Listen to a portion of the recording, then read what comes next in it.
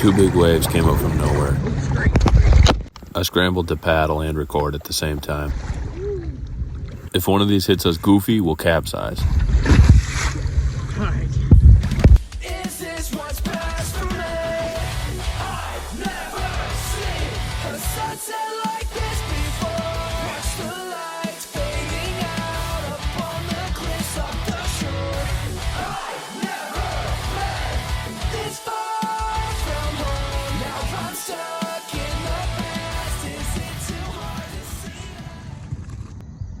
This journey is more than 2,000 miles.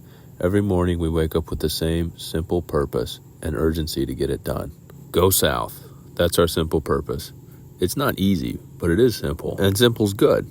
Everything that we're doing all day long, we can point to the support of that mission, to go south. This morning, that simple purpose was to get up before the sun and put the boat in, start paddling just as the sun was cracking the tops of the trees. In this way, we can be more efficient in the cool morning hours and on the smooth morning water.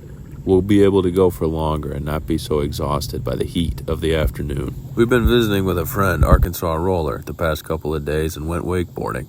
We're both still sore from it, but we've not lost any of our enthusiasm to get out of the tent in the morning, pack all the junk in the canoe, and start moving. Although we took a couple days off the river, I wouldn't say either one of us are distracted, nor have we grown tired of being out here just because we've been out here for more than 2 months now. Paddling from one end of this river to the other is a big task, and it is taking a lot of time. But I find that it's easier to stay focused while I'm on a journey than it is when I'm not. I can pour all my energy south.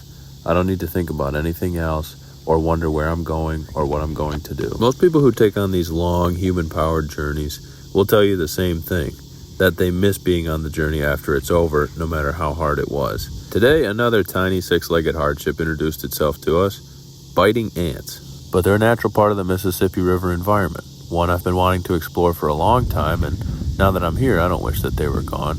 It's just another challenge along a journey that I do want to be on.